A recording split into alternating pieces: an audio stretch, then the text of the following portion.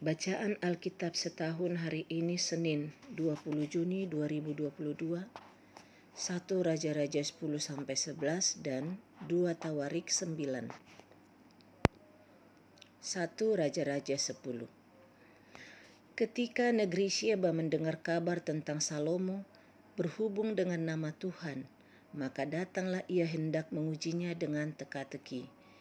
Ia datang ke Yerusalem dengan pasukan pengiring yang sangat besar, dengan unta-unta yang membawa rempah-rempah, sangat banyak emas dan batu permata yang mahal-mahal. Setelah ia sampai kepada Salomo, dikatakannya lah segala yang ada dalam hatinya kepadanya. Dan Salomo menjawab segala pertanyaan ratu itu. Bagi raja tidak ada yang tersembunyi yang tidak dapat dijawabnya untuk ratu itu. Ketika Ratu Negeri Syeba melihat segala hikmat Salomo dan rumah yang telah didirikannya, makanan di mejanya, cara duduk pegawai-pegawainya, cara pelayan-pelayannya melayani dan berpakaian, minumannya dan kurban bakaran yang biasa dipersembahkannya di rumah Tuhan, maka tercenganglah ratu itu.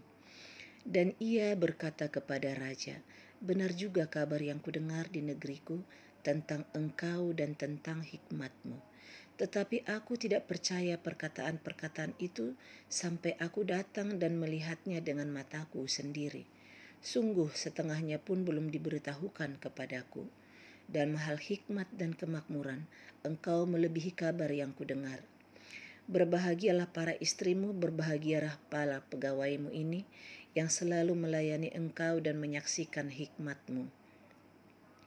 Terpujilah Tuhan Allahmu yang telah berkenan kepadamu sedemikian, hingga ia mendudukkan engkau di atas tahta kerajaan Israel. Karena Tuhan mengasihi orang Israel untuk selama-lamanya, maka ia telah mengangkat engkau menjadi raja untuk melakukan keadilan dan kebenaran. Lalu diberikannya lah kepada raja 120 talenta emas dan sangat banyak rempah-rempah dan batu permata yang mahal-mahal. Tidak pernah datang lagi begitu banyak rempah-rempah seperti yang diberikan Ratu Negeri Syeba kepada Raja Salomo itu. Lagi pula kapal-kapal Hiram yang mengangkut emas dari Ofir, membawa dari Ofir sangat banyak kayu cendana dan batu permata yang mahal-mahal. Raja mengerjakan kayu cendana itu menjadi langkan untuk rumah Tuhan dan untuk istana raja, dan juga menjadi kecapi dan gambus untuk para penyanyi. Kayu cendanya seperti itu tidak datang dan tidak kelihatan lagi sampai hari ini. Raja Salomo memberikan kepada Ratu Negeri Syeba segala yang dikehendakinya dan yang dimintanya, selain apa yang telah diberikannya kepadanya sebagaimana layak bagi Raja Salomo. Lalu ratu itu berangkat pulang ke negerinya bersama-sama dengan pegawai-pegawainya. Adapun emas yang dibawa kepada Salomo dalam 1 tahun ialah seberat 666 talenta, belum terhitung yang didapat dari saudagar-saudagar dan dari pedagang-pedagang dan dari semua raja Arab dan bupati-bupati di negeri itu. Raja Salomo membuat 200 perisai besar dari emas tempaan. 600 sikal emas dipakainya untuk setiap perisai besar. Ia membuat juga 300 perisai kecil dari emas tempaan. 3 mina emas dipakainya untuk setiap perisai kecil. Lalu raja menaruh semuanya itu di dalam gedung hutan Libanon. Juga raja membuat tahta besar dari gading yang disalutnya dengan emas tua. Tahta itu 6 tingkatnya. Pada tahta itu ada di sebelah belakang sebuah kepala bundar, dan pada kedua sisi tempat duduk ada kelek-kelek. Di samping kelek-kelek itu berdiri 2 singa, sedang 12 singa berdiri di atas ke-6 tingkat itu, sebelah menyebelah. Belum pernah diperbuat yang demikian bagi sesuatu kerajaan. Segala perkakas minuman Raja Salomo dari emas, dan segala barang di gedung hutan Libanon itu dari emas murni. Tidak ada barang perak, sebab orang menganggap perak tidak berharga pada zaman Salomo. Sebab di Daud, raja mempunyai kapal-kapal Tarsis yang bergabung dengan kapal-kapal Hiram, Dan sekali 3 tahun kapal-kapal Tarsis itu datang membawa emas dan perak serta gading, juga kera dan burung merak. Raja Salomo melebihi semua raja di bumi dalam hal kekayaan dan hikmat. Seluruh bumi berikhtiar menghadap Salomo untuk menyaksikan hikmat yang telah ditaruh Allah di dalam hatinya. Mereka datang masing-masing membawa persembahannya, yakni barang-barang perak dan barang-barang emas, pakaian, senjata, rempah-rempah, kuda dan bagal, dan begitulah tahun demi tahun. Salomo mengumpulkan juga kereta dan orang berkuda, sehingga ia mempunyai 1.400 kereta dan 12.000 orang berkuda, yang semuanya ditempatkan dalam kota-kota kereta dan dekat raja di Yerusalem.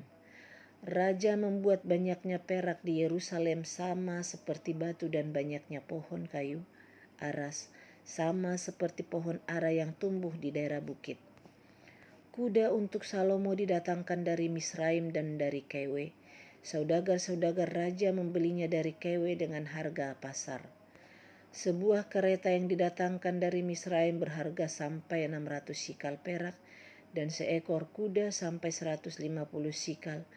Dan begitu juga melalui mereka dikeluarkan semuanya itu kepada semua raja orang Het dan kepada raja-raja Aram.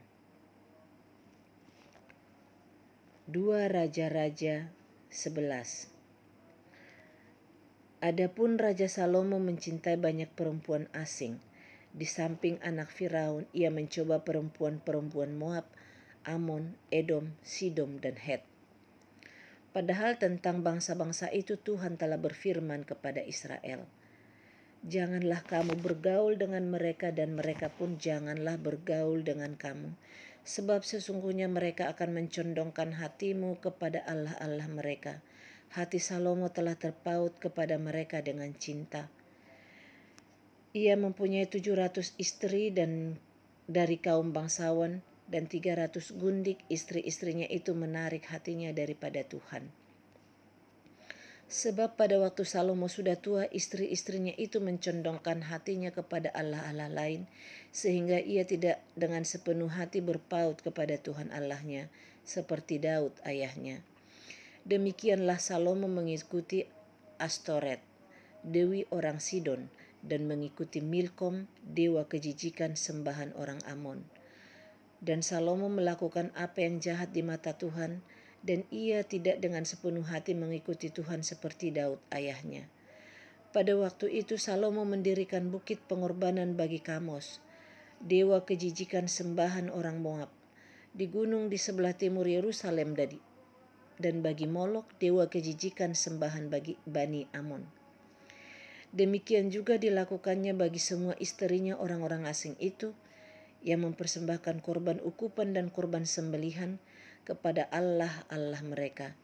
Sebab itu Tuhan menunjukkan murkanya kepada Salomo, sebab hatinya telah menyimpang daripada Tuhan Allah Israel, yang telah 2 kali menampakkan diri kepadanya, dan yang telah memerintahkan kepadanya dalam hal ini supaya jangan mengikuti allah-allah lain. Akan tetapi ia tidak berpegang pada yang diperintahkan Tuhan.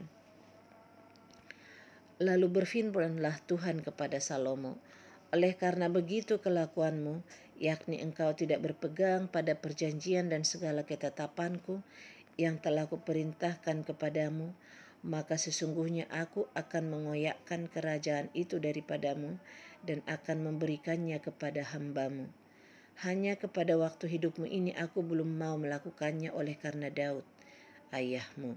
Dari tangan anakmu lah aku akan mengoyakkannya. Namun demikian kerajaan itu tidak seluruhnya akan kukoyakkan daripadanya. 1 suku akan kuberikan kepada anakmu oleh karena hambaku Daud, dan oleh karena Yerusalem yang telah kupilih." Kemudian Tuhan membangkitkan seorang lawan Salomo, yakni Hadad, orang Edom. Ia dari keturunan Raja Edom. Sesudah Daud memukul kala orang Edom, maka Panglima Yoab pergi menguburkan orang-orang yang mati terbunuh, lalu menewaskan semua laki-laki di Edom. 6 bulan lamanya Yoab diam di sana dengan seluruh Israel, sampai dilenyapkannya semua laki-laki di Edom. Tetapi Hadad melarikan diri bersama-sama dengan beberapa orang Edom dari pegawai-pegawai ayahnya dan mengungsi ke Mesir.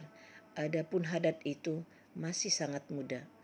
Mereka berangkat dari Midian lalu sampai ke Paran. Mereka membawa beberapa orang dari Paran. Lalu mereka sampai ke Mesir kepada Firaun, raja Mesir.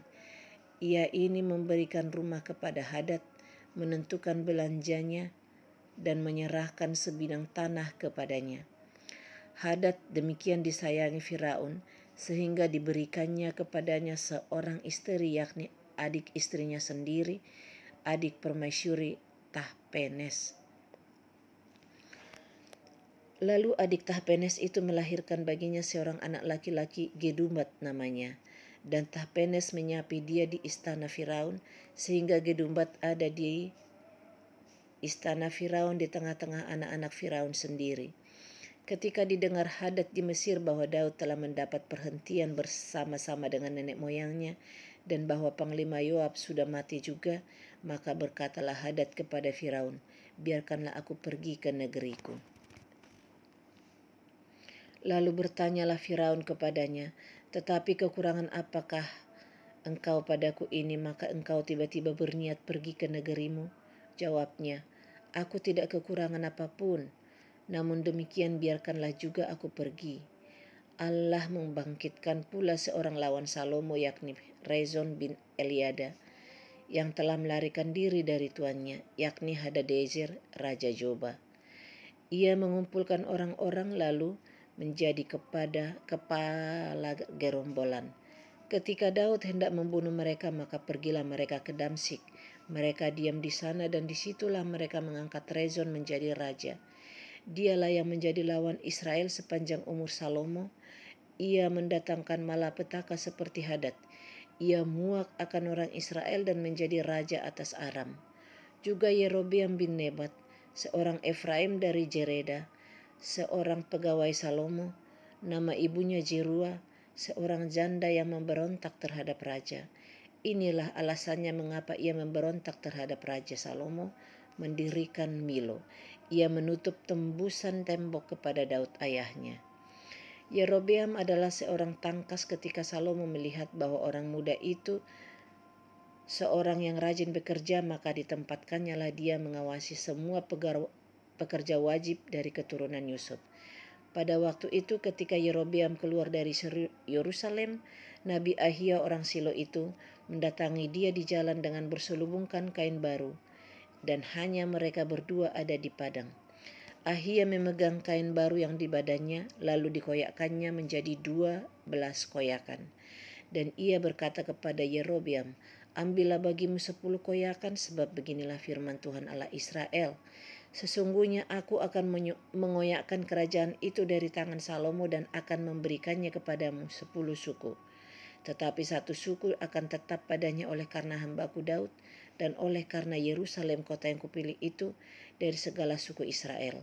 Sebabnya ialah karena ia telah meninggalkan aku dan sujud menyembah kepada Asitoret, dewi orang Sidon, kepada Kamos, Allah orang Moab, dan kepada Mikrom, Allah Bani Amon. Dan ia tidak hidup menurut jalan yang kau tunjukkan dengan melakukan apa yang benar di mataku dan dengan tetap mengikuti segala ketetapan dan peraturanku seperti Daud ayahnya. Bukan dari tangannya akan kuambil seluruh kerajaan itu, aku akan membiarkan dia tetap menjadi raja seumur hidupnya, oleh karena hambaku Daud yang telah kupilih dan yang tetap mengikuti segala perintah dan ketetapanku. Tetapi dari tangan anaknya lah aku akan mengambil kerajaan itu dan akan memberikannya kepadamu, yakni 10 suku. Dan kepada anaknya akan kuberikan 1 suku kepada hambaku Daud selalu, dan kepada anaknya akan kuberikan 1 suku supaya hambaku Daud selalu mempunyai keturunan di hadapanku di Yerusalem, kota yang kupilih bagiku, supaya namaku tinggal di sana. Maka engkau ini akan kuambil supaya engkau memerintah atas segala yang dikehendaki hatimu dan menjadi raja atas Israel. Dan jika engkau mendengarkan segala yang kuperintahkan kepadamu dan hidup menurut jalan yang kutunjukkan dan melakukan apa yang benar di mataku, dengan tetap mengikuti segala ketetapan dan perintahku seperti yang telah dilakukan oleh hambaku Daud, maka Aku akan menyertai engkau dan aku akan membangunkan bagimu suatu keluarga yang teguh seperti yang kubangunkan bagi Daud. Dan aku akan memberikan orang Israel kepadamu. Dan untuk itu aku akan merendahkan keturunan Daud tetapi bukan untuk selamanya. Lalu Salomo berikhtiar membunuh Yerobeam, tetapi Yerobeam bangkit dan melarikan diri ke Mesir kepada Sisak raja Mesir, dan di Mesirlah ia tinggal sampai Salomo mati. Selebihnya dari riwayat Salomo dan segala yang dilakukannya dan hikmatnya, bukankah semuanya itu tertulis dalam kitab riwayat Salomo?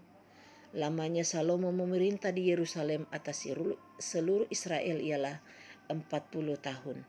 Kemudian Salomo mendapat perhentian bersama-sama dengan nenek moyangnya dan ia dikuburkan di kota Daud, ayahnya. Maka Rehabeam anaknya menjadi raja menggantikan dia.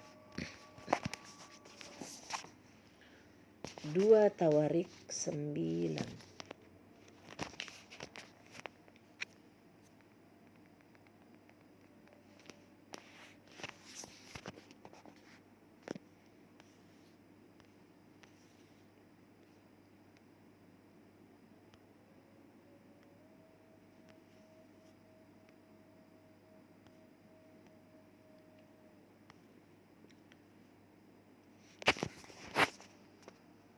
2 Tawarik 9.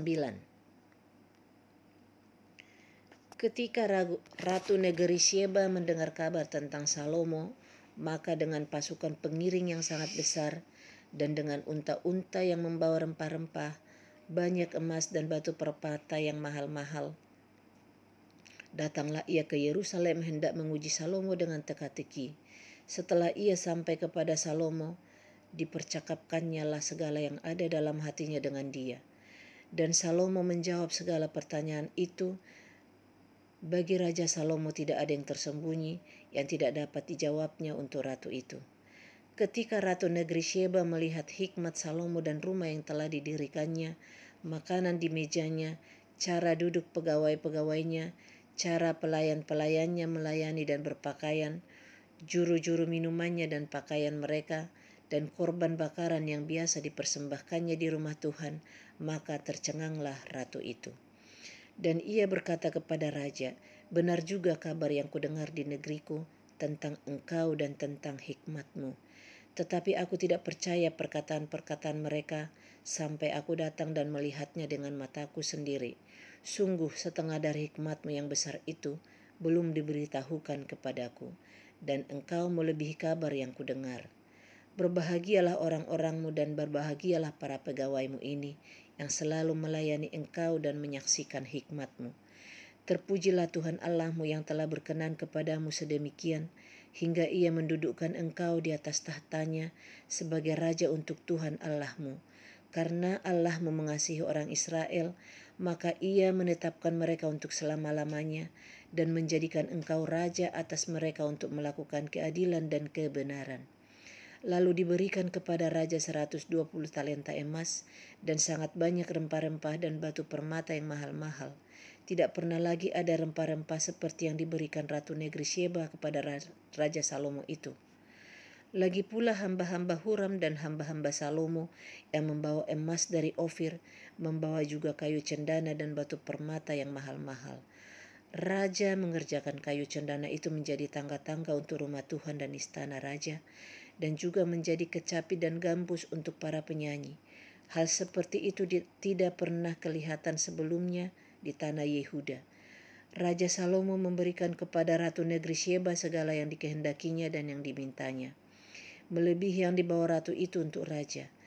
Lalu ratu itu berangkat pulang ke negerinya bersama-sama dengan pegawai-pegawainya. Adapun berat emas yang dibawa kepada Salomo dalam 1 tahun ialah seberat 666 talenta, belum terhitung yang dibawa oleh saudagar-saudagar dan pedagang-pedagang. Juga semua raja Arab dan bupati-bupati di negeri itu membawa emas dan perak kepada Salomo. Raja Salomo membuat 200 perisai besar dari emas tempaan. 600 sikal emas tempaan dipakainya untuk setiap perisai besar. Ia membuat juga 300 perisai kecil dari emas tempaan. 300 sikal emas dipakainya untuk setiap perisai kecil. Lalu raja menaruh semuanya itu di dalam gedung hutan Libanon. Juga raja membuat tahta besar dari gading yang disalutnya dengan emas murni.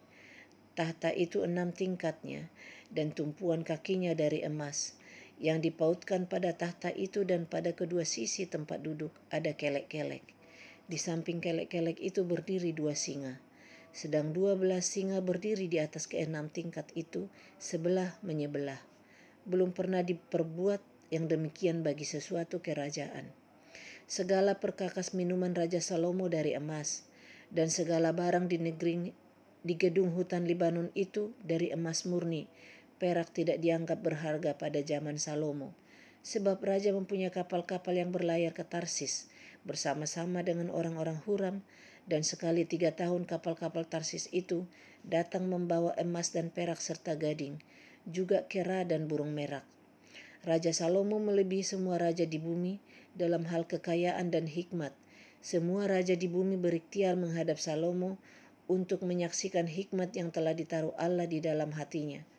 Mereka datang masing-masing membawa persembahannya, yakni barang-barang perak dan barang-barang emas, pakaian, senjata, rempah-rempah, kuda dan bagal, begitulah tahun demi tahun. Salomo mempunyai juga 4.000 kandang untuk kuda-kudanya dan kereta-keretanya, dan 12.000 orang berkuda yang ditempatkan dalam kota-kota kereta dan dekat raja di Yerusalem. Dan ia memerintah atas semua raja mulai dari sungai Efrat sampai negeri orang Filistin dan sampai ke tapal batas Mesir. Raja membuat banyaknya perak di Yerusalem sama seperti batu, dan banyaknya pohon kayu aras sama seperti pohon ara yang tumbuh di daerah bukit. Kuda untuk Salomo didatangkan dari Misraim dan dari segala negeri. Selebihnya dari riwayat Salomo dari awal sampai akhir, bukankah semuanya itu tertulis dalam riwayat Nabi Nathan dan dalam nubuat Ahia orang Silo itu, dan dalam penglihatan Ido, pelihat itu, tentang Yerobiam bin Nebat? Salomo memerintah di Yerusalem atas seluruh Israel 40 tahun lamanya. Kemudian Salomo mendapat perhentian bersama-sama dengan nenek moyangnya, dan ia dikuburkan di kota Daud ayahnya. Maka Rehabeam anaknya menjadi raja menggantikan dia. Demikian pembacaan Alkitab hari ini. Terima kasih.